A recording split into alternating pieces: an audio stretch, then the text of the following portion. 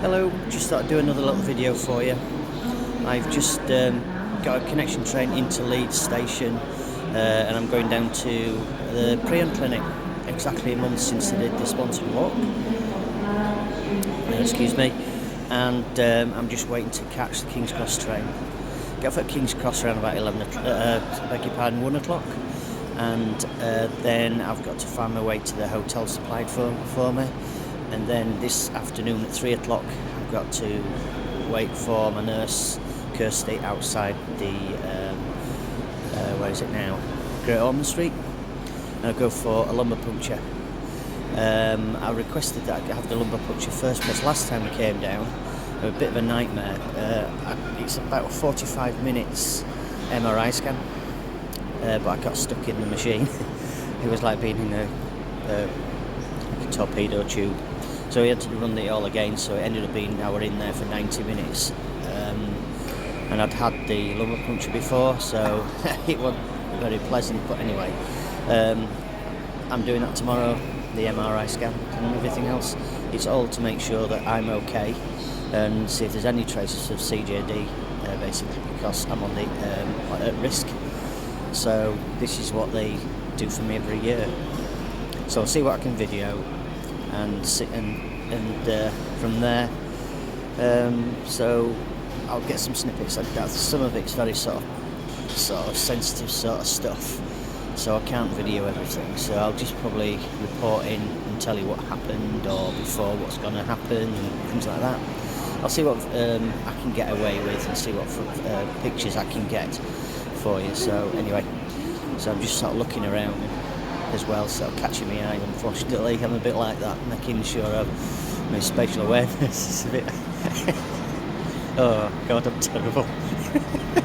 Anyway, so watch your space. All right. So take care. I'll catch up with you. Get some more photos and videos for you. Bye now. Hello. Just thought I'd do another little video for you. I've just got a connection train into Leeds station and I'm going down to the prion clinic. Exactly a month since I did the sponsored walk. Excuse me. And I'm just waiting to catch the King's Cross train. Get off at King's Cross around about 1 o'clock. And then I've got to find my way to the hotel supplied for me. And then this afternoon at 3 o'clock I've got to wait for my nurse Kirsty outside the where is it now? Great Ormond Street. And I'll go for a lumbar puncture. I requested that I have the lumbar puncture first because last time I came down it was a bit of a nightmare. It's about 45 minutes MRI scan, but I got stuck in the machine. It was like being in a torpedo tube.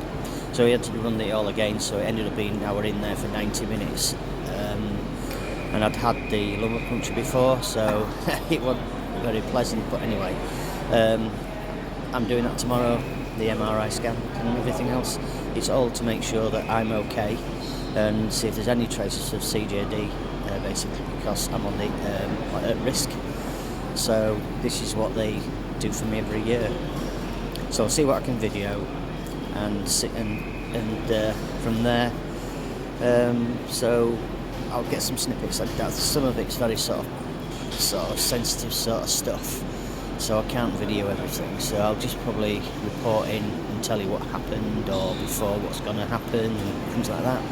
I'll see what I can get away with and see what pictures I can get for you. So anyway, so I'm just sort of looking around as well, so catching my eye. Unfortunately, I'm a bit like that, making sure my spatial awareness is a bit. Oh God, I'm terrible. Anyway, so watch your space. All right. So take care. I'll catch up with you. Get some more photos and videos for you. Bye now. While I'm here, I'm just going to tell you a little story. When I'd finished all my injections and everything, and I was 21 years old when I finished them.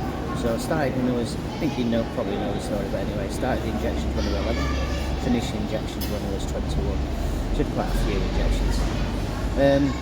And then the BSE crisis kicked off and all sorts of stuff and everything else, and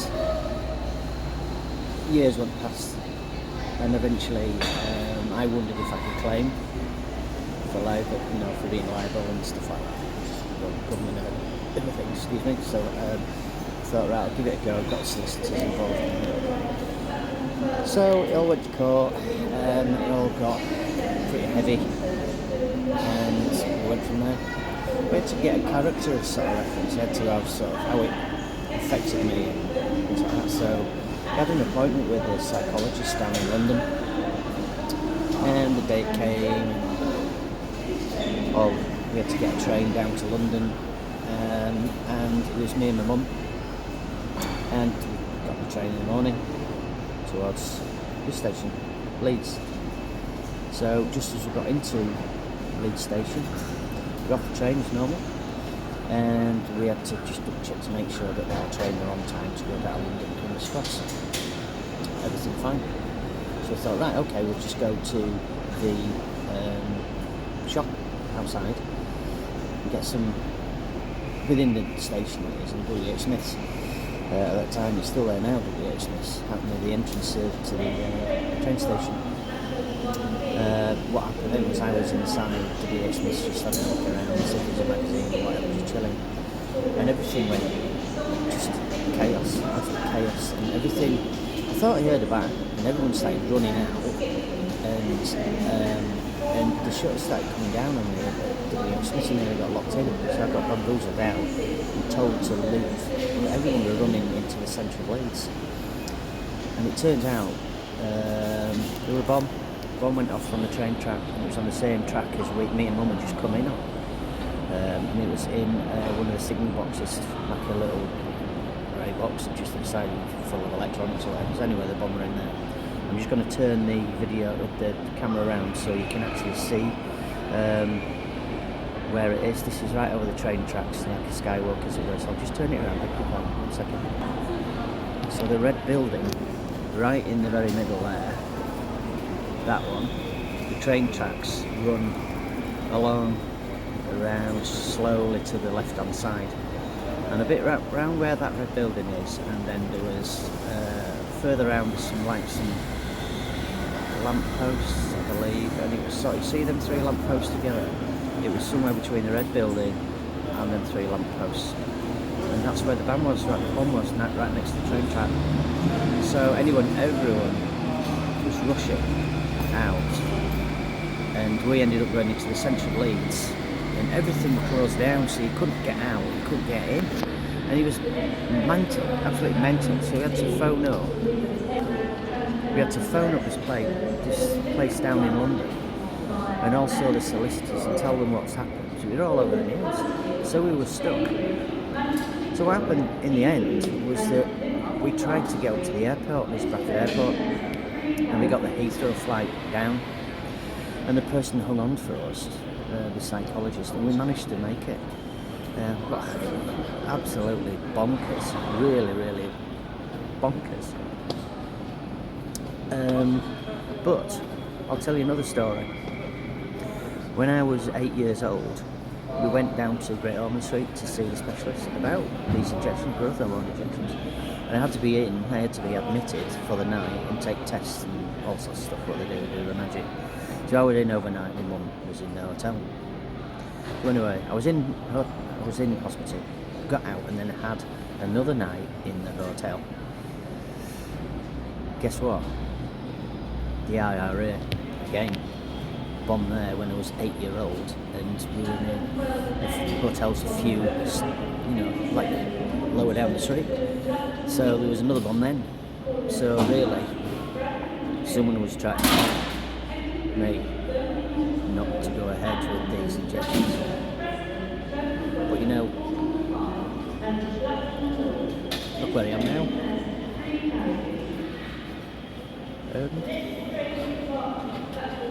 And I'm proud. Excuse me. I'm proud to be doing what I'm doing, and also what I'm doing is actually checks on me. So I get a bit stressed out. So what if factor in it? you know, some of this stuff what I give, blunts and stuff and lumber culture, it actually helps people gathering data and all sorts of stuff. And yeah, it's all good stuff really, but yeah, it's crazy. Crazy what were happening. It's just like, well, 2 times it was like sort of, we went down and it was like sort of these bombs. It's like just timing. Really bad timing. I don't know. Crazy. Anyway, just sort of tell you them stories, and you know, and I'll, yeah, it's I don't know where it's not good, is it? But what I was saying, but it's just like it's crazy. Anyway, I'll give you a few little updates of like these next 2 days. I'm coming down on Monday, I'll be back on Tuesday, so there's lumbar puncture today, and then MRI, CT scans, tomorrow, and then I'm heading home, like I say, so catch up.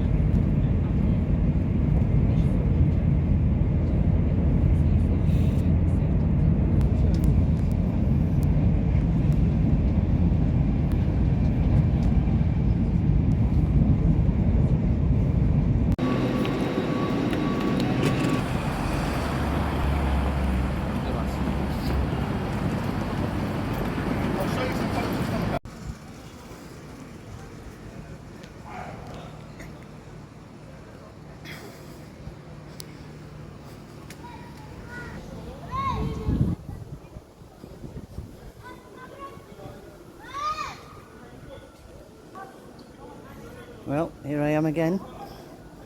It's quarter to 3, and I'm just waiting for someone, a nurse, to pick me up and then take me in. I'm doing the lumbar puncture, which is my hatred ones. Well, hi there. I've just been well, the last video. I was just doing the video, and my doctor came out of the front door and went, "Oh, hello," and he had to cut the video off really quickly. And he was like, shook my hand. The doctor, Dr. Mocky, is absolutely fabulous. And basically, I'll see you soon. So I'm going, oh, fantastic. Basically, I thought it was a different guy, a different person, different doctor who were doing the lumbar puncture. I've always requested just to have Dr. Mock. Basically, just get on with the guy. He's really nice. So anyway, I've had the lumbar puncture. That went better than the last time. The last time I had it was a bit of a bad one. It just caught a nerve a little bit, so my leg were like flicking about all over the place really. My right leg. You bend out, you lay on the couch, you lie down on your left. Well, I did anyway, and it's bit into like the, what is it, position? The same position as when you were born, in the womb. There is a certain, you probably know. I'm just, so yeah, you get a local. That's the sting of it. That's the stingy bit.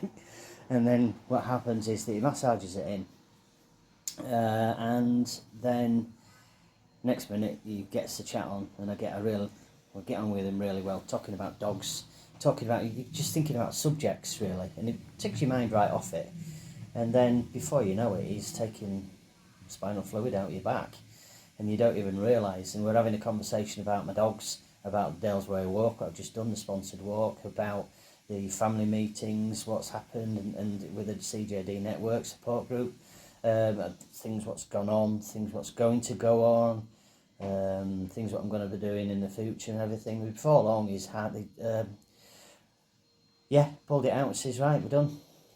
Just move over and then we'll just get some bloods. So that's all sort of refined, and he does all his magic with that as well. It's thinned out and they do what they do. And it's separated. Half goes into his lab and half goes somewhere else. The nurse, who I met, basically has gone back to from Great Ormond Street, where I've just been, and she goes down to Cleveland Street, a bit near the BT Tower, prion team, and then that is also, they do the magic down there as well, and tested there. So the main thing is the lumbar puncture and the spinal fluid.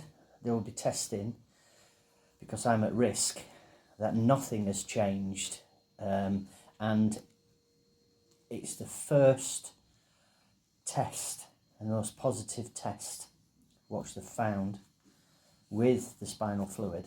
Your brain, this is very layman's terms, let the professionals talk. If you want to know more about it, let them tell you, and read up online and everything by a professional person. This is all that I know, this is what I know. So I'll give you a Yorkshireman's terms of what's happening, and basically they take the spinal fluid out of my spine. A litre of spinal fluid flows round your body every day, which is a lot, and it starts off in your brain, it goes down, and then I think back up again, and it's recycled or whatever. But read up on it. This is just me talking to you really late. So because it flows so freely, that means to say that if there is a sign of CJD, there's certain little microscopic, really microscopic seeds what flows in the spinal fluid, and they will pick up on it. But if they find any in my spinal fluid, there's a nearly, 99%, maybe 100%, I will die. And it'd be less than a year, but maybe sooner, because it's rapid. So this is when I worry, and I still worry now. So I don't want to get a call or any correspondence from them in the next 2 weeks, and that's what freaks me out. Well, like the bloods, right? The bloods, they do the magic there as well, and they sort everything out, and they thin it all out in all their elements, like white blood cells and plasma and this and that and the other, and they do the magic with it and do, they work with it. And this is why I come. They need it, and plus it helps me. It does help me. It distresses me out, but at least I know that if I get over 2 weeks, I'm in the clear again, and I can still come down. But I will have support either way. I'd rather give a little bit. They've done it time and time again, and I never felt a thing apart from the local. And, as long as you keep still and everything and just think about it, and they start chatting about stuff. Dr. Mock finds a subject, what you're interested in, and we'll have a conversation. We'll just have a conversation. Everything's fine. Yeah, it's got a really bad thing. They're sort of, and it's cringy if you think about it. This long needle going in your back, but it's a special needle, specially designed, and I never felt a thing. I don't. So, and you're behind him. Yeah, well, in front of him. He's behind you, sorry.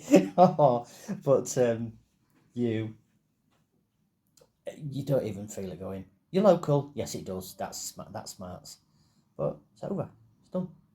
And because you've had a local, now I don't feel anything for a bit.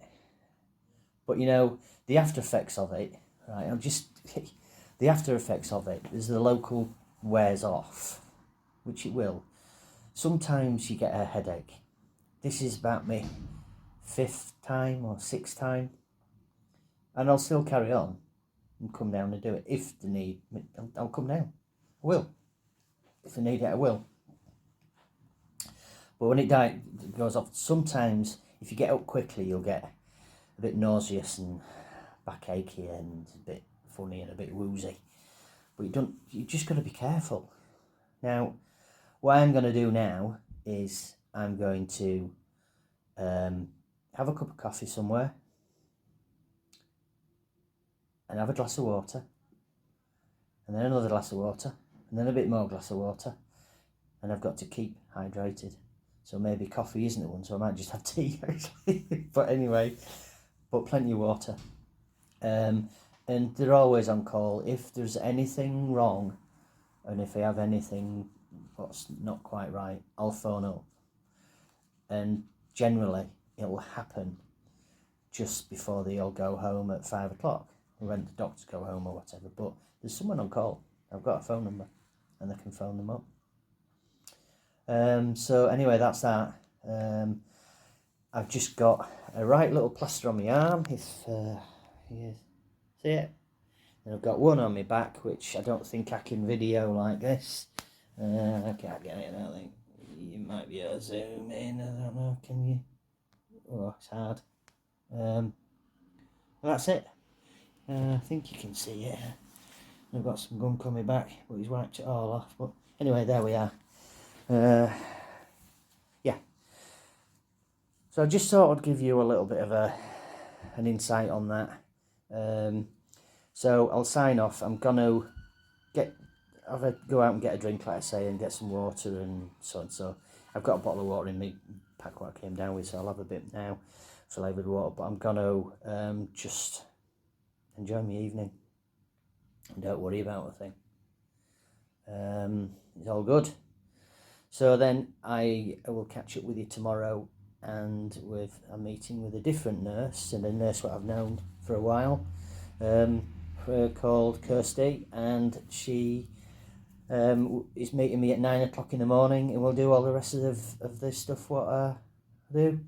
And don't forget, it's all to help people in the future and learn more from it, and also, more importantly, make sure that I'm okay, so then I can carry on helping. And I am a person who's come forward, and I am at risk of catching CJD, but the doctors seem to think that I'm out of the woods. So yeah, they say I've dodged the bullet. So yeah, I'm going to carry on doing it. So anyway, bye bye for now, and thanks for, if you've managed to cope with me rattling on this long, so well done. So it's now 10 minutes, so yeah. So I just thought I'd tell you about it all, and there's nothing to worry about with a lumbar puncture. All very special. So I'll carry on with this video in the morning, and hopefully it's going to be a bit of extra information tomorrow for you. So bye bye for now. Hi there, I just thought I'd tag on something that I've missed out onto what I was talking about before. Sorry. Right, going back to the lumbar puncture, spinal fluid. Spinal fluid, I've just said that it flows, well, it produces from the brain, it comes down a litre every day. Now, the test, right, is it's very good for detecting things. So CJD is very rapid. So some people get poorly, and there's different characteristics, but it tends to be misdiagnosis as dementia, Alzheimer's. It's all neurological. So really, in the early stages, rather than leaving it and try and do other tests, the lumbar puncture needs to be done as quickly as possible, in my opinion, because it rules out stuff a lot better, a lot quicker, because you're against the time, and then there's less messing about and poking about with your loved one. So you go straight for the lumbar puncture, and you've got more likelihood of the patient to be still, especially with a lumbar puncture. So you need the person to be still. So, you know, the person who's possibly got Alzheimer's or dementia or whatever, if it's early, you can get a lumbar puncture done, and you can rule out CJD when there is a progressive, like, speed. You can't do a lumbar puncture for everyone because you're like a specialist thing. I get that, but you know, I think there's a lot of misdiagnosis of CJD, and of course I'm saying do it now because I'm heavily wrapped up in CJD, but also the amount of stuff what's diagnosed to be CJD as Alzheimer's, and it's not. it needs to be a process. This process needs to be speeded up, where it's earlier on in the diagnosis to rule out CJD, and then you can start to sort out the dementia and all that sort of stuff, because it's not CJD. They'll see the seeds in the spinal fluid. That's all what I just, because there's so much misdiagnosis of Alzheimer's and dementia. But don't forget, it's still a prion. It's to do with the brain and everything. It's still sort of around that area in the brain. So this, it's a specialist thing. So you're still in the same sort of department. They're still going to be doing the same thing. So you can rule that out of CJD, and then it can move a step closer, quicker. That's just my opinion, anyway. And I feel strongly about this. But anyway, it's just a case of awareness. This is awareness, what I'm trying to get across. Anyway, see you later.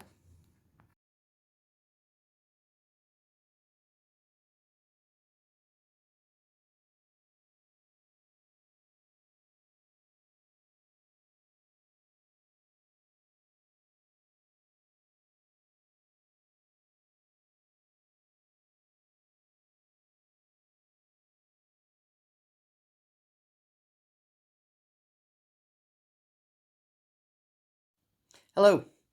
Just to tag on to the rest of this video, I'm going to be going through the thing what I did after lumbar puncture the day after, which was the 26th of September. I was supposed to do videos all the way through, but to be honest, I got up at 7 o'clock and I was rushing around like I don't know what, all day. In the end, as much as I got told off and everything, but the time and I was taking snippets of food and everything, which is just the old coordinator. She's now left, bless her. So it's down to one of the team, and it's not her department. Her department is to actually care for people. So she's ended up with drawing this short story a little bit. So bless her, she's done her best. Now, as far as walking, I was actually going from one place to the next to go down to Cleveland Street and then back up to Queen Square and everything. And so anyway, it's worked out. It was a long day, and I got some food in, and I got the support off 3 different nurses this time. So I was very well treated. So what I've actually done is I started off at 7 o'clock in the morning. I got some food, everything, and I went to get good food, everything made. Well, I took the benefits of a good breakfast, knowing it was going to be a tough day. Once I had a good breakfast and some coffees, I did need coffees because of the lumbar puncture. I'm just doing as I'm told. Took loads of water. I got some more water. I went to the local supermarket. I got extra. Had a little stroll and walk about to try and free up my back and everything, because don't forget that I had my lumbar puncture the previous day at 3 o'clock. It all went well, all fine, but stiffness, yeah, I got the stiffness, and I got a headache, and I got a stiff neck for the first ever time. So I got some paracetamol as well, just as an overkill, just to make sure. So anyway, I'll be going from today. At the first place I went to was EEG at 9 o'clock. Bright and breezy. I was straight there with a new nurse, Kirsty, who I've known for quite some time. And basically what they do is it was lovely first thing in the morning. It was like sort of, it's sort of like counselling stroke, sort of meditation stroke. It was just really chilling. Really, it's lovely. Stick wise to your head and sort of ask you some questions, but a lot of the time it's lovely and peace and quiet. You've got a lovely reclinable seat. They stick all these wires on your head and everything, and you take loads and loads of readings, and then near the end they ask you questions and bring you around and wake you up, basically, which they did with me. So anyway, yeah, so it lasts around about sort of 20 minutes, but it's normally about, with sticking all the wires on, sort of half an hour plus. So I'm going to attach some photographs to the video. There's nothing to worry about at all. And if you want to get chilled out, have an EEG. It's great. I love it. I think what a lovely start to the day. Went from there, had a little break, and I had to go for neuropsychology. Neuropsychology is basically everything to do what goes on in your head. It puts you under pressure. Sometimes I'm a bit rubbish. I do get a little bit anxious about stuff, meaning I hate maths for a start off. You do mathematical sums and it's just easy, but they slowly, progressively get hard and push you and push you and push you to see how your brain copes with it under pressure. But also there's other stuff like memory. Memory is like where you have loads and loads of pictures and you've got to remember pictures. It's basically men's faces. And what they've got to do, basically, I don't know why you do it, but it's like, what would you say? Would you say this man is happy or sad? And you go through 30, 40 pictures.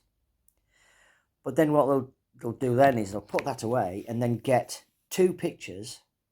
Which man have you actually seen out of these pictures previously? And you've got to appropriate. So sad or happy has got nothing to do with it, but it's just sort of identifying the face, and you've just got to remember them. I generally do all right at that because it's good, but mental arithmetic, to be honest, sorry, but I'm crap. Everything else I'm okay. There's like letters where it says green, blue, brown, and red. So what happens is you go through it all, you just got to repeat it all. Then they give you another sheet, turn it over really quickly. But green is actually, the word green is actually red. So you've got to say red rather than green. You've got to say the colour, not the word. And you've got to do as much as you can in a minute, I would say. And you get off really good. And it slowly messes with your head. You can't really sort of get as much out as possible, and you just want to do your best, and it's quite good fun, really. But yeah, but there's others where it's actually, sorry, I keep looking up. I don't know why, because I'm just thinking to get it out for you and describe what it's like. I'm laughing about now, but I got a bit stressed out at one point because I didn't think that I did as good as the time before. So I'm thinking, oh, I definitely aren't doing this. I nailed this last time, but I didn't. I'm just like getting myself all revved up. And basically I was thinking that, oh, I really think I'm starting to lose my blooming marbles. And I was tired from, and that's all it is. I was just tired. And plus, I had an headache and I had a neck ache from the lumbar puncture. And I'm getting myself all stressed out. I'd had a good hearty breakfast. I did as I was told and everything, but I just would just a little bit, I'm painkillers a little bit. So, yeah. But I was thinking, and I got myself all revved up and all upset because I was thinking that I'm changing for the worst. And I'm thinking this is bad. And then what happened then was, it was a chain reaction. My headache got worse and my neck got worse. They put the air conditioning on. Because they put the air conditioning on because I was getting hot and sweaty and all revved up, that means to say my neck got worse and everything got worse. And I called it. I went, stop. I can't do it anymore. And yeah. So anyway, I had a drink of water, came round and finished the rest of the tests off. What I will say, an overall picture about it all, is I find it quite demoralising at times because you think you're as thick as anything. And a lot of the time I say, well, I'll have to try and get that dried pea into gear and get it sorted out because there's not a lot else in between my ears. It's all shriveled up.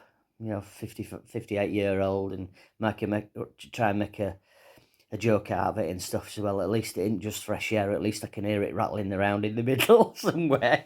So I really hope it doesn't drop out of my ear. But anyway, there we are. It's just me trying to keep, sane, really. It's all right. I do find it a little bit demoralising at times, just because I'm crap at maths. But I'm good with memory. I'm good with everything else. And at the end of the day, you aren't scored.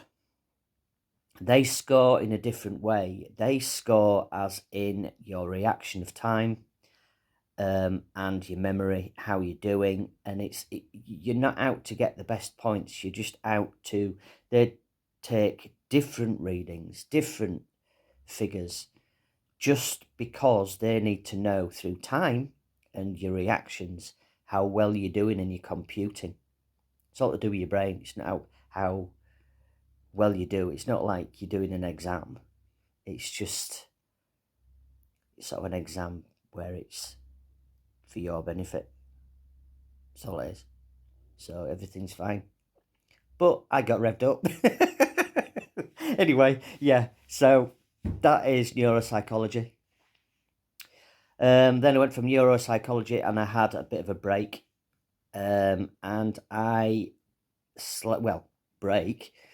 I had a break, but I had to do nearly a speed walk from Great Ormond Street, which I keep calling it, or Queen Square, and I go straight, I just head for the BT Tower, just a little bit lower down, it's Cleveland Street, and I go straight to Cleveland Street Prion Clinic there, which I met another lovely nurse and a colleague. She's been there about 6 months, and both lovely, and went through some just tests of reactions of like tapping your arm, tapping your knee, and your leg flicks up, and all your hand-eye coordination, and all can you do all these fingers and everything? Can you reenact this sort of finger or this or that, and then do it with your left hand, do it with your right hand? Can you touch your eyes? Can you follow my finger around and without you moving your head? Can you do this, that, and the other? And it's just all, reactions of time and whether you can still do it. But obviously my hands, I work outside and I've got a bit of arthritis, so yeah, and plus I broke my finger. Look, it's like, there you go. So what do you expect? And the other one is a little bit better, but anyway, just a bit of arthritis. So anyway, there we are. So it's all good. And then I knew it was coming as well. It's the same person, part of the team. Had to have a bit of a meeting with her. I put my name down.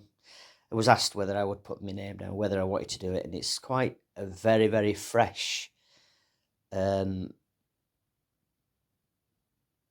test. I nearly said exam, but test. And I can't say much about it.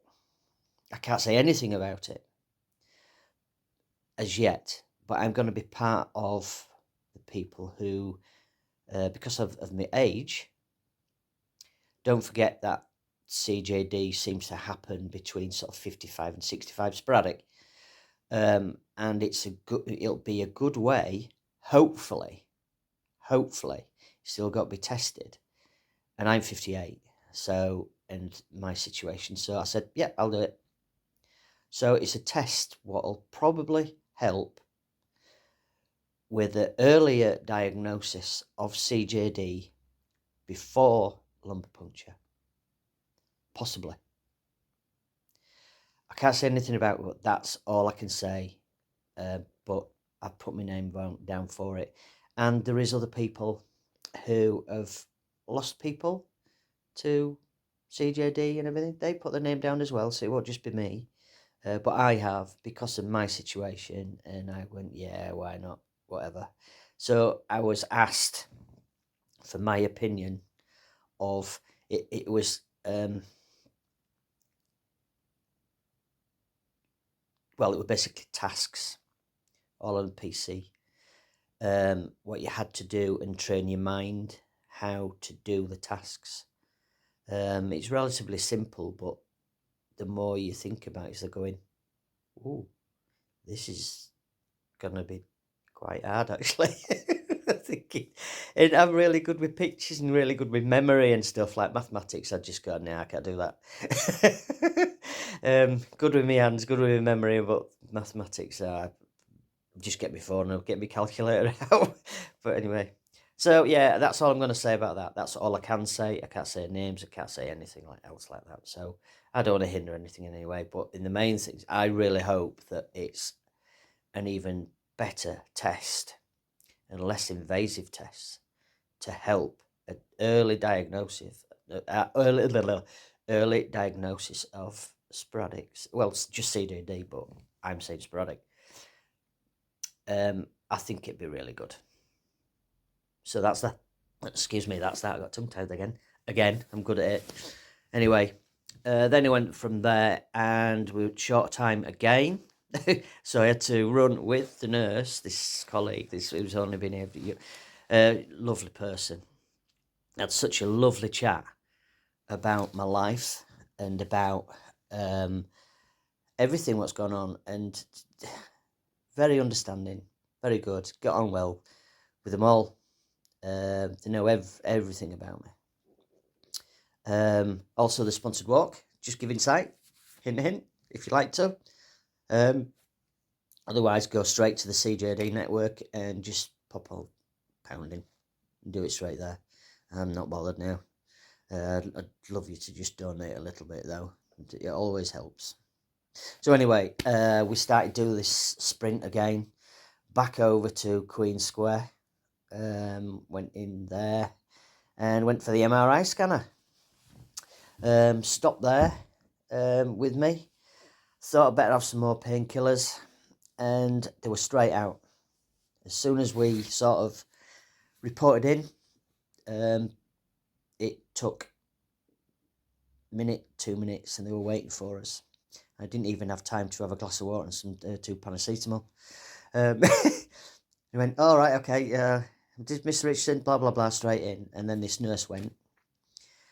Now, don't forget, in the earlier videos, last time I was here, the MRI scanner was a nightmare. I'd had a lumbar puncture just the appointment before.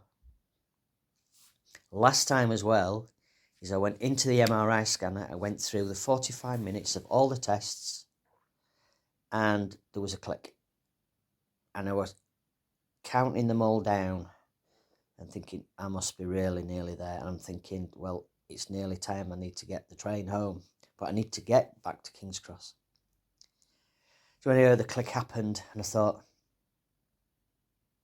that's a bit weird. Anyway, Mr. Richardson, I'm just coming in. He went, okay.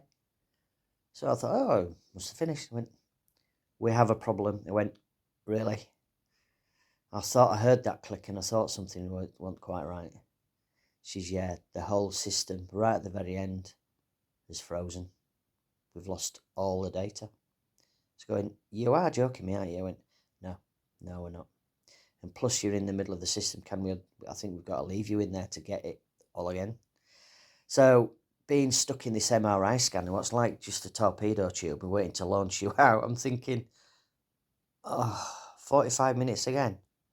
90 minutes, I thought, I've got a train to catch. I'm not sure whether we're going to make it. And I thought, well, I don't think I can get out anyway, as far as I can understand. So, yeah, okay, just do it. So started it all off again. So 45 minutes later, there wasn't a click, thank God. And I got out and wheeled me out. Brill. And Joe was with me, so we had to run straight after lumbar puncture. And I was as stiff as a board coming out of that blooming MRI scanner. I couldn't get up. So he had to help me up, and basically I had to free myself up really quickly and basically leg it for the train. So we managed to get King's Cross, get the tickets, through and straight onto the train. The doors shut, got sat down, found the seat, everything. And just at that time, the train set off. That's how close we were. But it's still a story to tell. It's like, well, yeah. Anyway, going back to the MRI yesterday, right? Went in. She went, I really hope you don't break this time. Says, oh, don't be positive, be positive. I won't, I promise, I promise.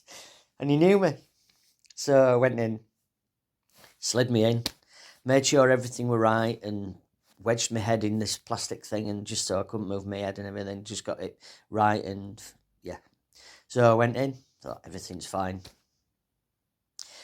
And when you're looking straight up, you can't see the roundness of the MRI. Only if you look left or right like that, you can see it. And if you're down or up, you can. But there's like some mirrors, and you can see, and they're looking straight down, over the top of my toes, straight out of this tube, at these guys. And I'm going, oh. He's got his head in his hands and then pointing at things, thinking, oh, postman now at the door, sorry. Anyway, so I'm thinking, what the heck is going on here? Anyway, he said, Mr. Richardson, I'm coming out. You won't believe it. Anyway, came out. I'm just going to bring you out. I went, have I broke it again? He went, yeah, it's frozen again. I can't believe it. So I went, no, you're not. She went, are you handing me up? I went, no, honestly. Can you put your shoes on? Can you get everything together and move out?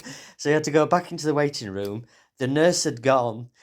So I'm there with my earplugs twiddling around thinking, oh my God. So anyway, that was that. So anyway, came back in and went, don't you dare break this again. And he went, well, it's not really my fault. You're the one pressing the buttons. Anyway, that was that, and I went in. And 45 minutes later, everything was fine, and I got out, and we had a laugh and a joke about it. And he says, I cannot believe that it's happened twice. Last time and this time, I can't believe it. And I just went, neither can I. So anyway, the thing is, going back to it yesterday, was that I was in and I was like counting it, going, I was trying to make tunes out of the sounds and stuff, and just it sort of makes the time go by, really. And in the end, what happened is that I got woke up. He said, right, we're all finished. And I went, oh, God. So I thought, blooming heck, how long have I been asleep? I was taking that time out in the MRI scanner with all this noise going on with my earplugs, and I just fell asleep. I can't believe it. Anyway, there we are. So I then got out, and he took a couple of photographs for me, had a bit of a laugh and shook my hand.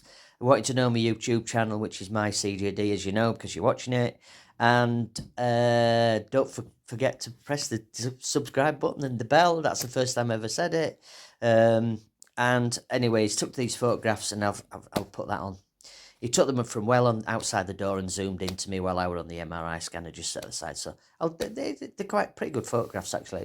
And he's a really nice chap, and he did it. I didn't think he'd do it, but anyway, he did, bless him.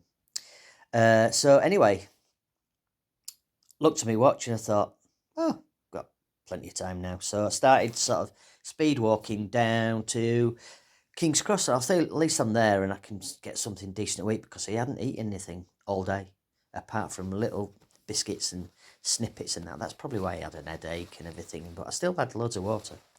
So yeah, so one little story to tell as well. I got lovely pizzas and that there, and fed myself, stuffed my face, and went for the train. And I thought, right, it were at stand 0. And anyway, I walked up and I thought, oh, I know that woman. And she's my old next door neighbour, Emma. And she used to work on an airline. She used to be an air stewardess. Lovely person. And she's there serving. I knew that she was working for RNLI, the train company. And I didn't realise she was in first class. So knowing me, as I am, and she went straight in the window, went, hi. She went, oh, hi. Anyway, that was that. And she was right at the back of the train. And I had to go to the A to get to my seat. Anyway, I just carried on getting up there. I thought, I'll just get to my seat and just chill out and probably have a couple of a bit of a sleep on the way home and just chill. I couldn't wait to get onto my seat and sat down. Anyway, I kept hearing this voice. Like, Dave, where's Dave? Where's Dave? I went, what's that? I turned out to her, Emma. She went, come with me, for goodness sake. I've been shouting you from right down there. Thinking, what? Just come with me and shut up. So I went down, took me into the first class train carriage, and travelled all the way home, first class, with Emma serving me, my ex-next door neighbour.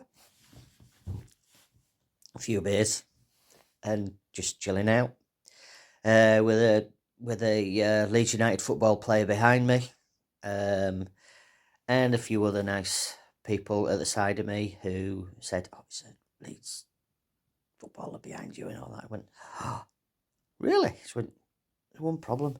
I don't like football."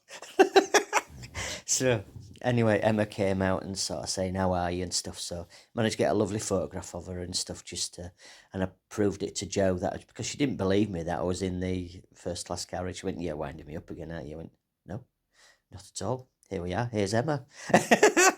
So I went, "Oh, really? Lovely. Well, lovely end to the day." But now it's 9 o'clock and I'm tired. It's been a long day yesterday, a bit tussled around. So you're mentally sort of drained and physically you're drained. I've been walking along a lot, really. It's only because this lovely lady left. And because she was just so finger on the pulse. She'd done it for years. And I don't know whether I think she just had enough or whatever. But bless her, she was lovely. And it was just like it's in limbo a little bit, and they're interviewing people now to take on this role of getting people, all this sort of stuff, and it's all to do with the payments of the train fares, the hotels, coordinate all the doctors with and where you're going to be at the time and everything. There's a lot. There's a lot, and when there's a nurse who's used to doing her thing and then having to do this as well, I fully understand it. It must be a nightmare. But anyway, it worked. It worked, and I didn't mind. I'm not even complaining now. It's a great team, and they're really good for you. And if you're worried about anything, they're always there. They're always wanting to gather more data, and if there's any questions or whatever, you might have to go through your GP or whatever if you're worried about stuff. But I'm sure they'll try and accommodate if it's all legitimate. And if you've received the injections like me, or if there's anything else worries about loved one suspected CJD or whatever. But all I'll say is a bit of a disclosure here.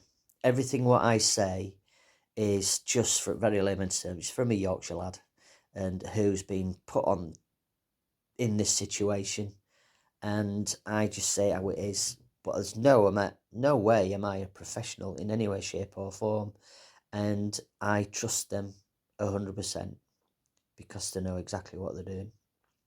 So don't finger point me. Finger point me if you think I've said something really wrong. But I am just here to put people at ease. And I'm under pressure. I am at risk. But I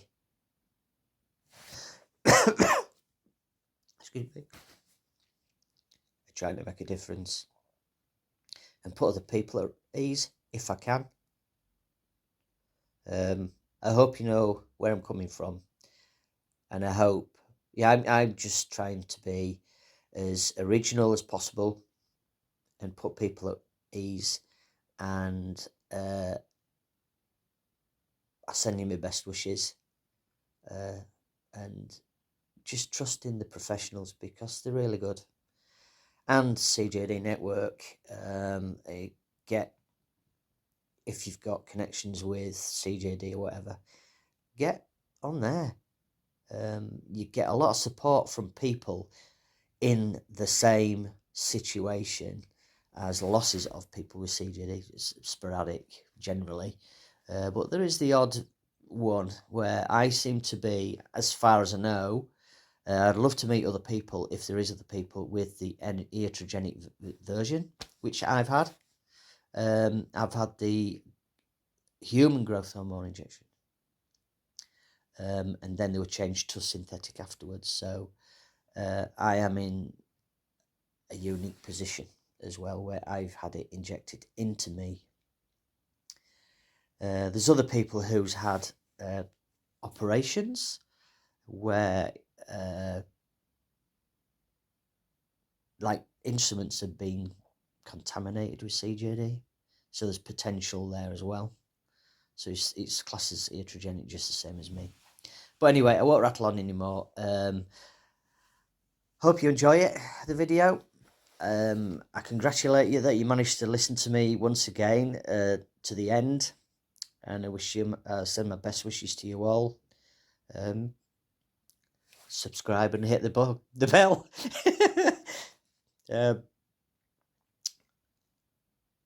I bid you a good day. All right. Thanks for listening. Bye for now.